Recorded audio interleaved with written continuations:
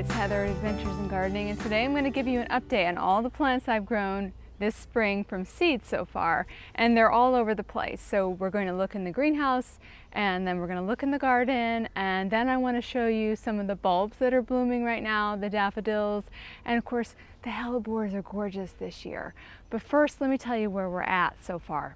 So my name is Heather Thibault, and I garden in Connecticut Zone 6, and I own a small business where I grow and sell plants for my local community for sale. I also grow a ton of plants for myself, and right now the weather is determining how things are going, and that is how it goes for us gardeners, right? The weather is always in charge. It'll determine how smooth or how rough our season is going to go. So right now we have been getting, and not just one night, but multiple nights, 27, 28, 29, 31. So frozen. We are freezing at night. And so it's, you know, it's a great, it's good to have that perspective for some gardeners, because we are not out of the woods yet here where I live, at least. So with that being said, there's my plants, the greenhouse is so full because I can't, I don't have any room left. I can't move things out like I normally would. So we're going to start with a tour of the greenhouse, and then we're going to walk around and see everything else. Okay, so let's get going. So I do have a heater running in there right now. There is a ton of plants. I'll show you in just a minute. On the side here are things that I've had to move out because, well, they're mostly cold crops, but I use these blankets at night to try to do the best that I can. The good news is that the dip of freezing only happens like at 5 and 6 o'clock, and so I think that's our saving grace right now. So let's take a peek. This is going to be a process. High tech. I have not been down here yet this morning, so this is what I go through in the morning. I have overflow on this cart that I have to move out. Can I move it out right now? No, I cannot, because I believe it's still in the 30s right now. So you can see I have every shelf, and under the cart, yeah, okay. So let's step inside. All right, so here I am inside, and basically nobody can come in here except for me because there is like a very small space to stand, and you can see my fig tree back here, and this is my jasmine, and that is all looking really good.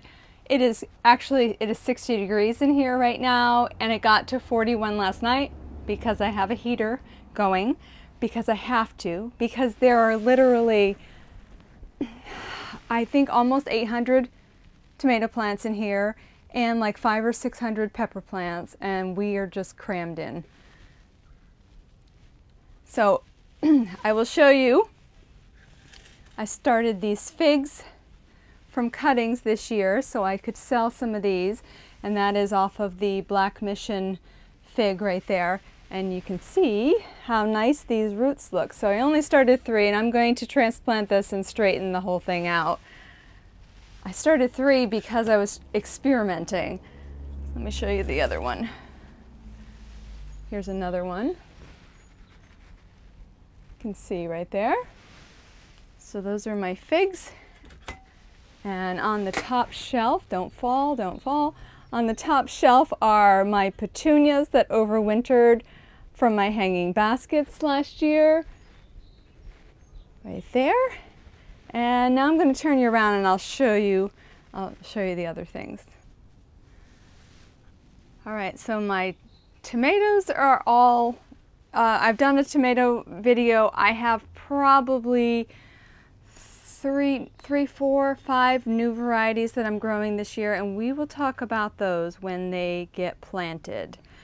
On the floor down by my feet are these are eggplant right here, and then I have some peppers, and that is some Genovese basil right there. These are the mouse melons or the cucamelons, ground cherries down here,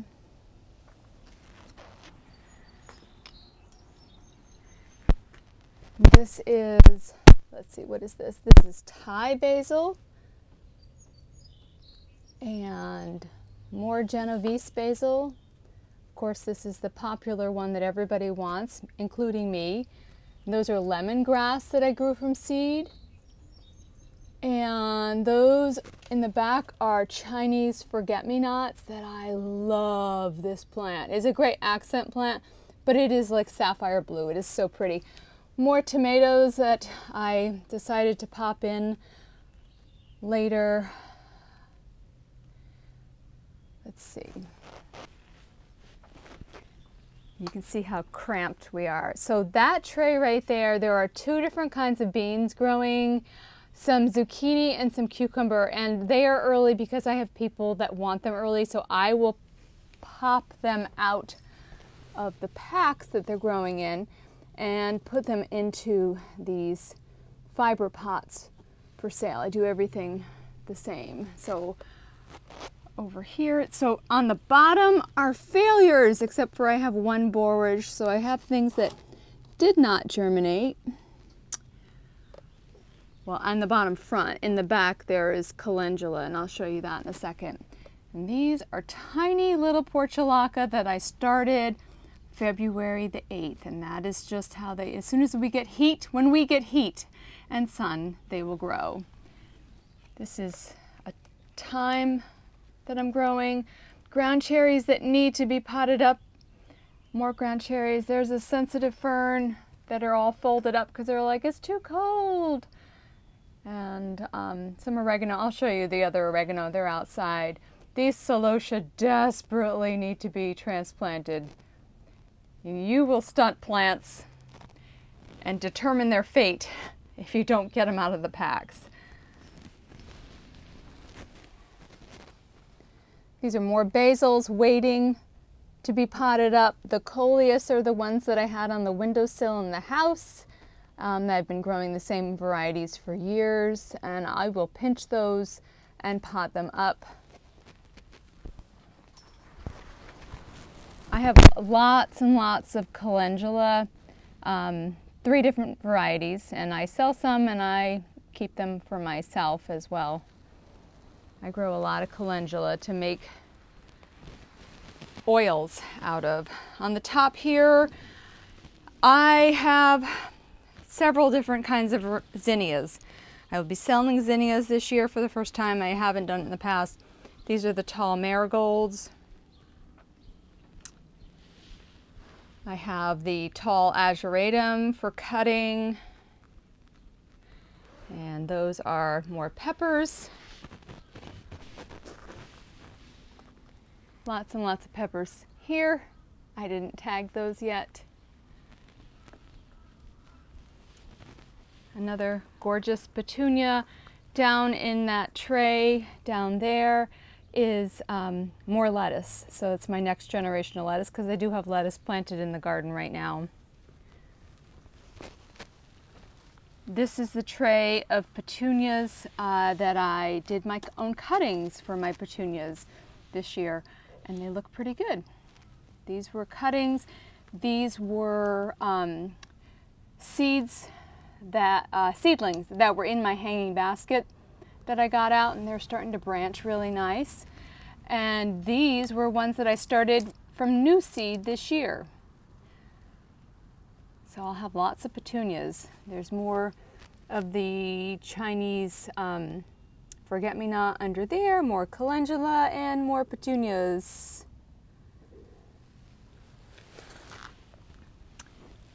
Under this bench right here, this is that Leonotis that I'm growing from seed.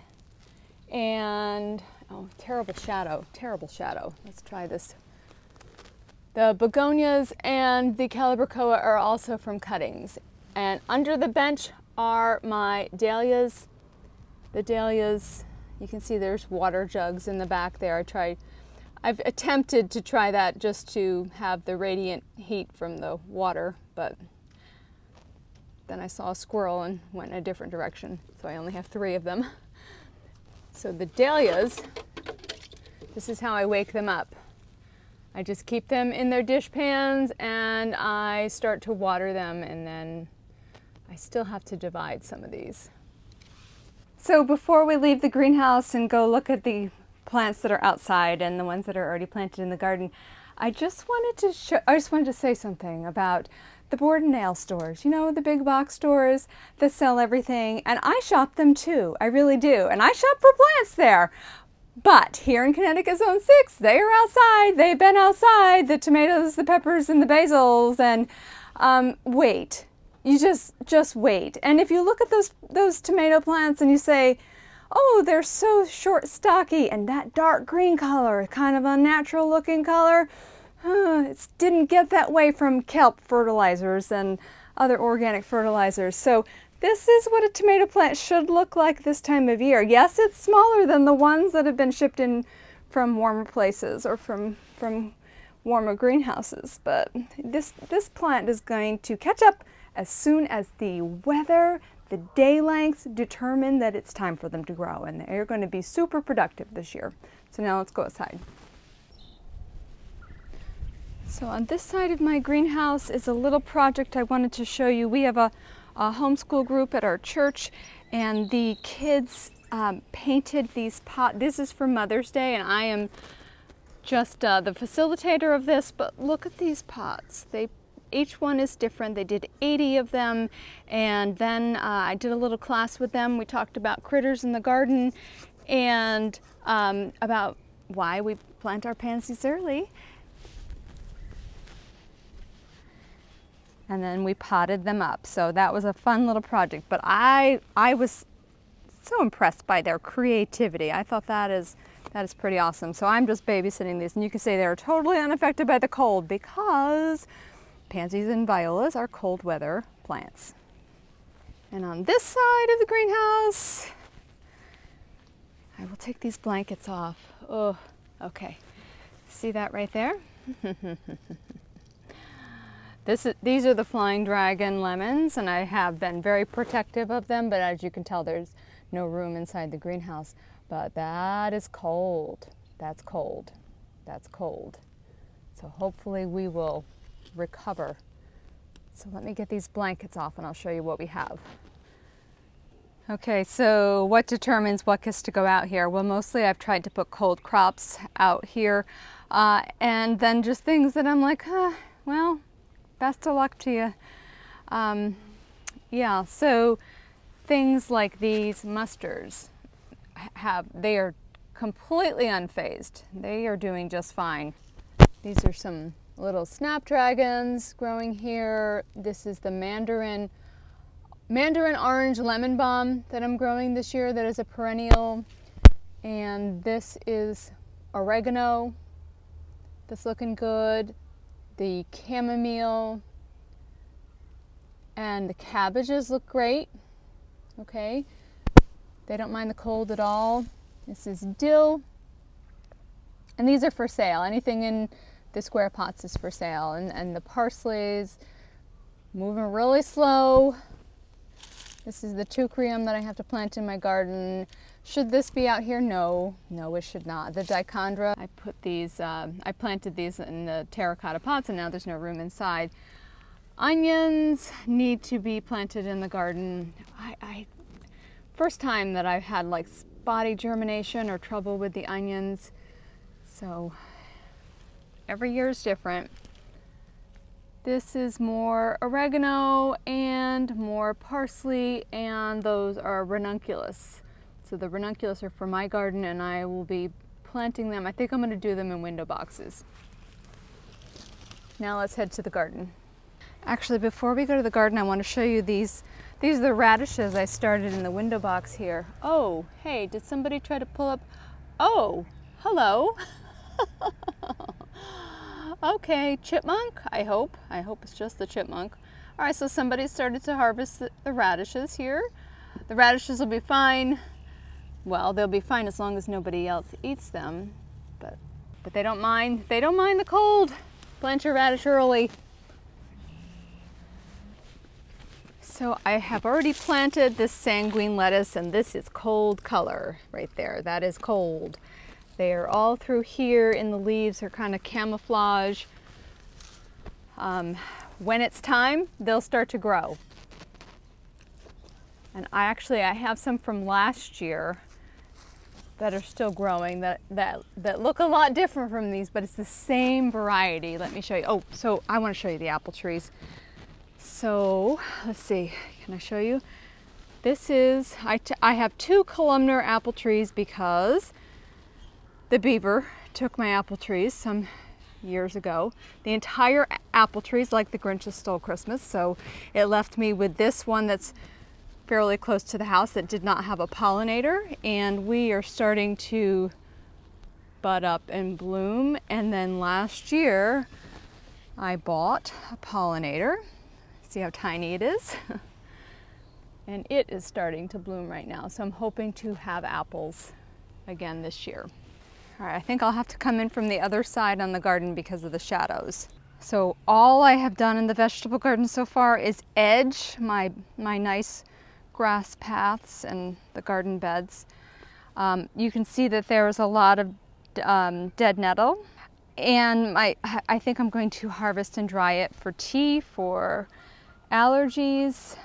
But so far planted, so I will be pulling that out. So far planted, I have my 2 varieties of peas that I grow. I have 2 sets of cattle panels. I did start these inside in the greenhouse. I have Green Beauty and Tall Telephone, and even the peas look like they were cold. They got that little pink color to them, but they will be fine.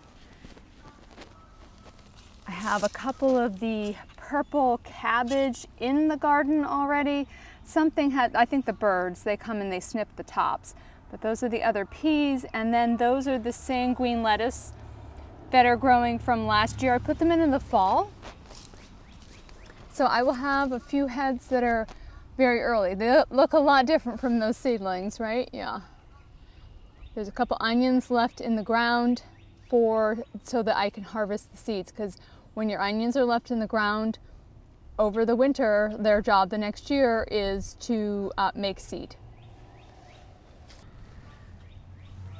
So there's going to be quite a bit of time where there is, not a lot of growth happening on the cattle panels. So I like to plant the inside, and this is tatsoi. That is a very cold hardy Asian green, and they're looking okay. There was one in particular that I'm like, yeah, this is what they're supposed to look like, and there it is right there. So, and then over here, our little baby mustard greens. I have a lot of cleanup still to do in the garden, and it's on the list. On this side over here is that new lettuce that I'm growing. It's called Outrageous. It's a new seed that I bought. So I'll give you updates on these as we go, because they don't look like much right now. All right, so before we leave the vegetable garden, we're going to step over the horseradish. I still have to snap the tops of the lavender off, but I want to show you. This is that little odd pocket garden here. This is just the way things worked out when we were doing our retaining walls. And so this is where the Leonotis is going to go, and the orange zinnias and yellow calendula are going to go over in here. But right now I've got some gorgeous, gorgeous, gorgeous daffodils. And what I like to do with daffodils is I like to buy them on discount in the spring and then plant them. And that's what these are. These are the terrible looking bulbs that were kind of moldy looking, that had been forced for spring, and here they are the following year. They look fantastic. And then I want to show you my hellebores. I just love these hellebores. I love them. They've not looked this good yet, so I'm really excited. And they've been blooming for quite a while now. So I've got 3 hellebores in here, and hopefully they'll just continue to spread. These were more of the tete-a-tetes daffodils down in here, so that was a very pretty showing.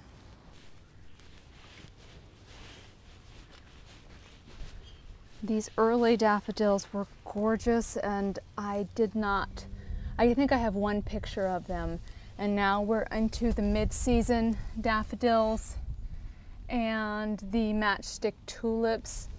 The perennials are just starting to come up here. More of the tete-a-tetes.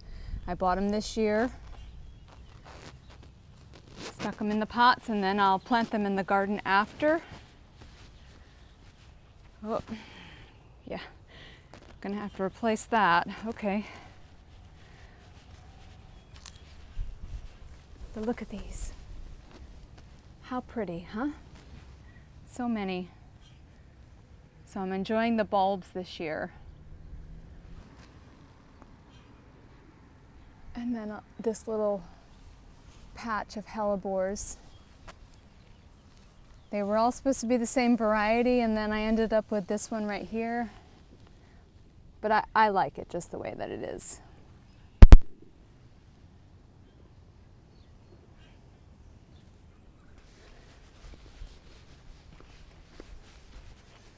This little patch of bulbs right here have been moved twice now. This was in front of our house before we started our renovations, and then I put them in a big trench down by one of the metal outbuildings, and then I transplanted them here, and they didn't really do anything last year. I love this one. This is one of my favorites, this double. And now this year they're looking like something, so hopefully next year they'll be even better. This is my favorite.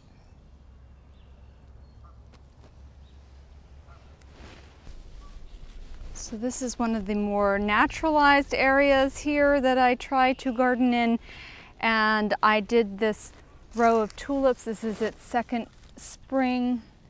The white ones are blooming first. I have not cleaned out, but I just wanted to show this to you.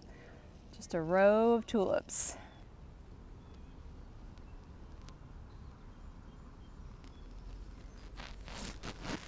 So that's it for today, my friends. Thanks for walking around and looking at the plants with me. Give me a thumbs up if you enjoyed it, and subscribe if you haven't already, and don't miss out on the next adventure in gardening. See you soon.